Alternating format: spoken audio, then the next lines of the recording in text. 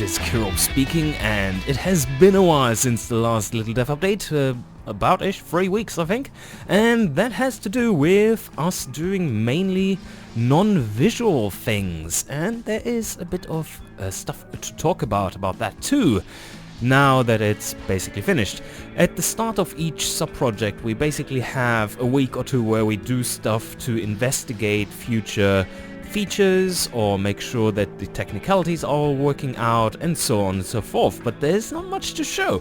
But now there is something to show, and in today's Little Dev update we are going to have 3 topics, and that would be V12's almost done, then we have a Frankenstein monster of an engine, not a V12, and then I have a bit of a discussion of future, let's say, engine designer mechanics coming up.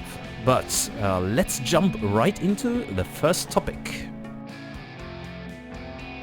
All awesome things start with an engine room that is still empty. And now we can add a V12 to it. And look at this beauty.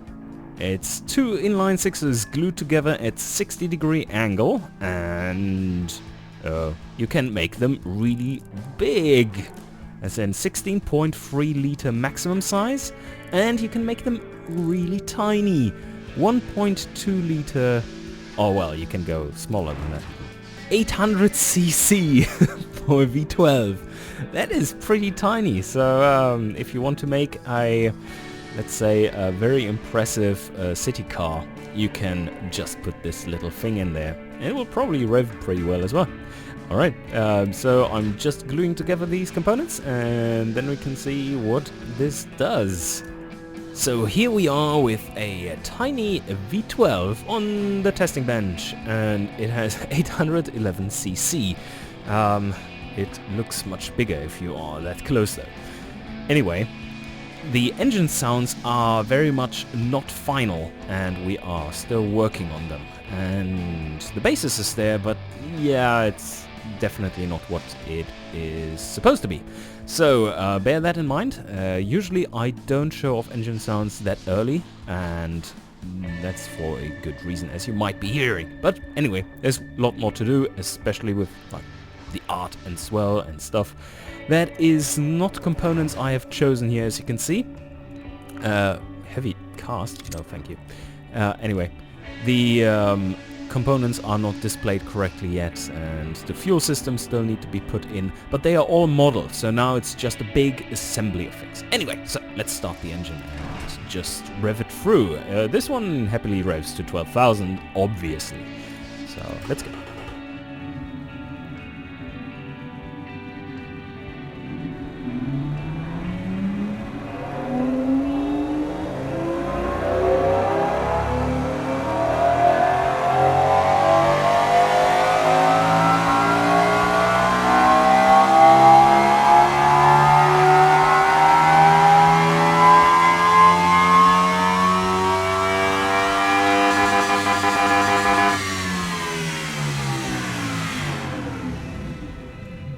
That is of course the wrong size, because I still have the family sliders all the way at the bottom.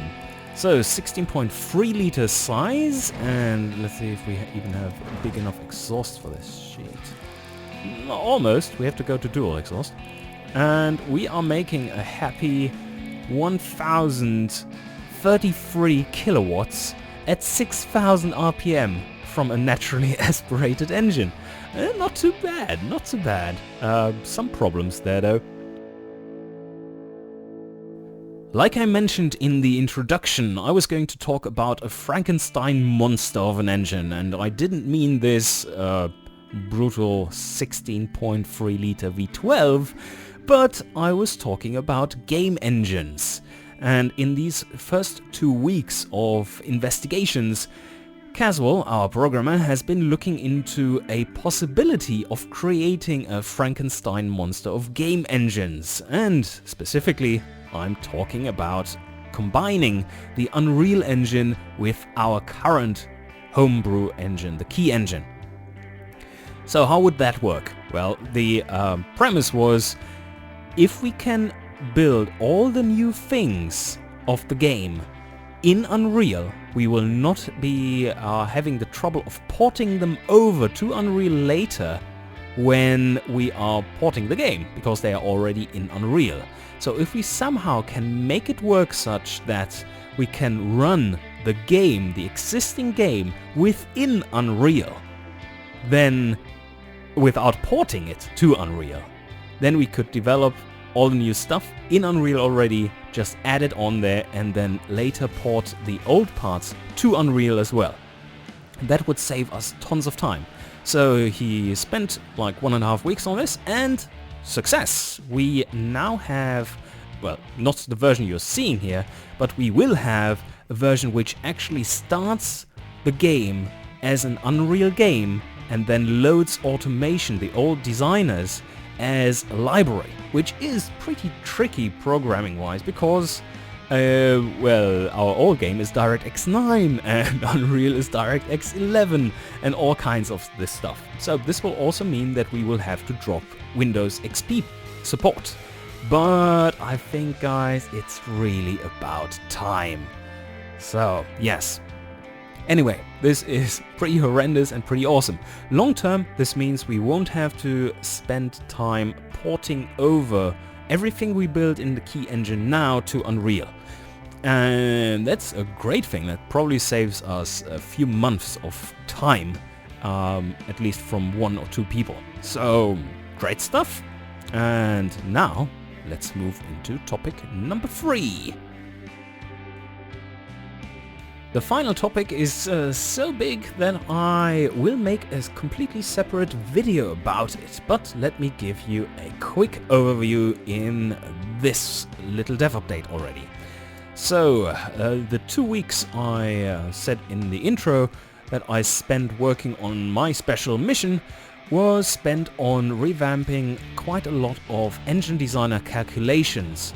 Those changes will not be part of this sub-project and they will be implemented a bit later down the line, probably quite far down the line, because they are massive changes to very important aspects of the game.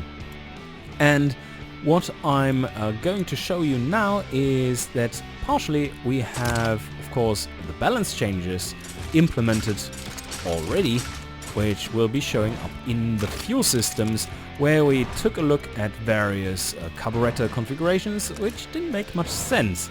And so we've now added a bit more options and made them more realistic in that they are more flow limited, and for bigger engines now you actually have to choose more barrels. So that all makes sense. We have added the 1-barrel economy carb, which is almost as good as the 4-barrel in economy, but really strangles the engine for air.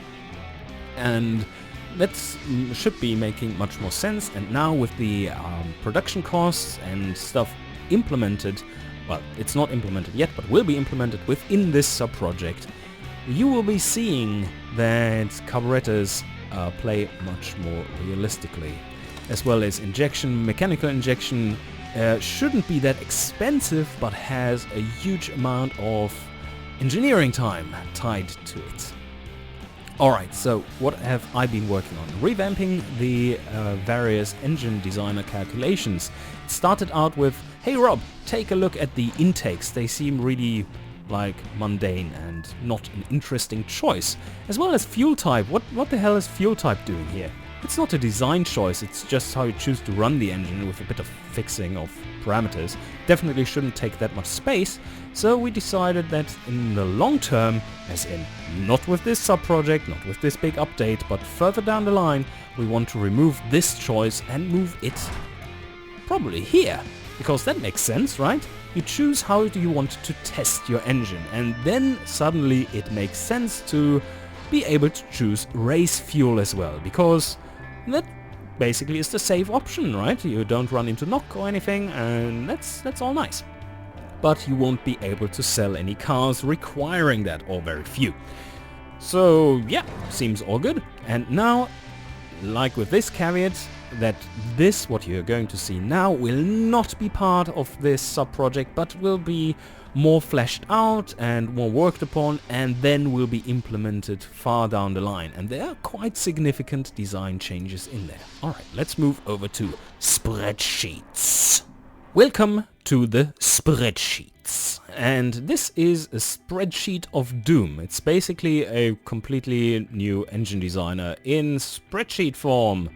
And there are lots of numbers, and you can probably see why this took me quite a while. These are all the different contributions and stuff which are added together to form new torque curves. What I want to show you is the simplicity and beauty of the old calculations and the simulation prowess of the new calculations, but only very shortly because I'm going to make a separate video about this stuff. So these are our old calculations, and you see all the calculations on this page, and these form, well, all the calculations is a lie, obviously. This is the torque curves, you see, like the base shape of the torque curve. And it was, or is currently fake, but it is modeled such that it resembles reality pretty closely. And you can see that this is the first order contribution of the cam profile, or the cam profile effect, like the choice of engine. And you have a little second order contribution down here, which pads up the torque curve a bit in the middle and stuff. And when you're changing the values in here, you can see a change calculating there, and you see, oh yeah, 20 cam has this effect, these effects are muted in different ways, and so on and so forth. It's very simple, but it is pretty powerful for what it is. And as you already know from working in automation, this gives you an accuracy of around-ish 3%. And that's pretty good, I would say, for a game. We are not a simulation, we are just a parameterization, we always said about the engine designer. And the amazing part is, well, cosine squared functions, the ones you see here, have very little to do with proper cam profiles. Anyway, so I was setting out on the task of modeling various intake resonances, which you can see here, and I was doing a bit of research about the Chrysler ramp theory and the Helmholtz resonators and stuff, and discovered that, well, there's quite a bit more to it. So I set out designing this stuff, and the intake resonances seemed all interesting, and to get a better feel for it, I started implementing cam profile effects as well, and then it snowballed from there, and now we basically have new torque curves here. Like I said, they won't be part of the game until much later, but this seems to be a very sound basis. So, what is new here?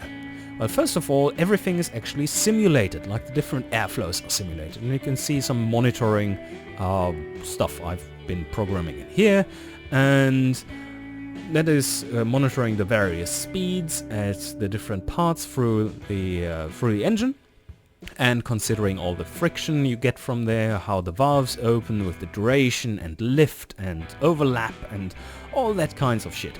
And of course, considering intake resonances and exhaust resonances, which are pretty neat. Let's see, if we go for race exhaust and race intake, you will be seeing those a bit stronger.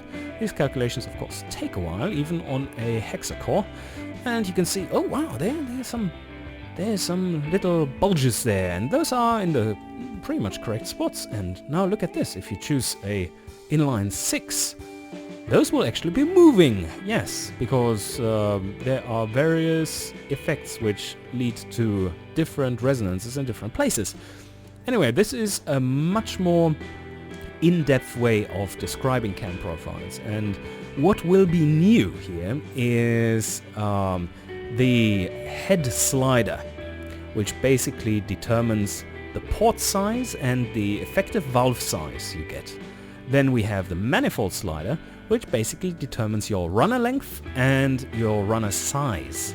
And then we have the header slider, which does the same thing on the exhaust side, as in gives you a bit of room to make your headers longer and more flowy, or shorter and less flowy.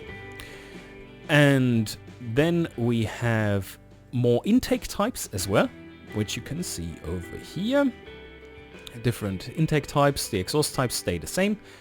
and the intakes are much more interesting then. And then we have, what more do we have? Well, nothing really there. But on the exhaust end, which I still haven't put in here, there's also, instead of the choice of muffler, which is really not that interesting, we will be putting in a slider which is between muffled and flowy, which makes more sense really. And then the game automatically decides like how many mufflers that corresponds to and their size and stuff. So and instead we are putting on the much more interesting choice of header slider, which actually makes a big difference. Let's see if we put it 70, although we are not very limited in header. Let's see what this makes.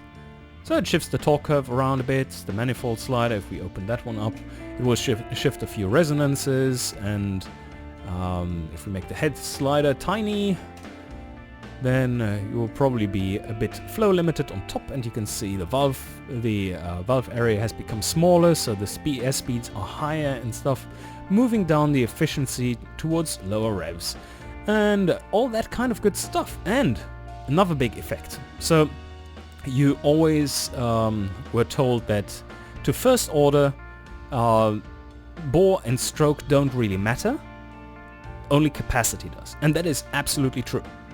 But stroke and bore have a pretty big secondary effect, second order effect, which is the various resonances and the flow implications they have.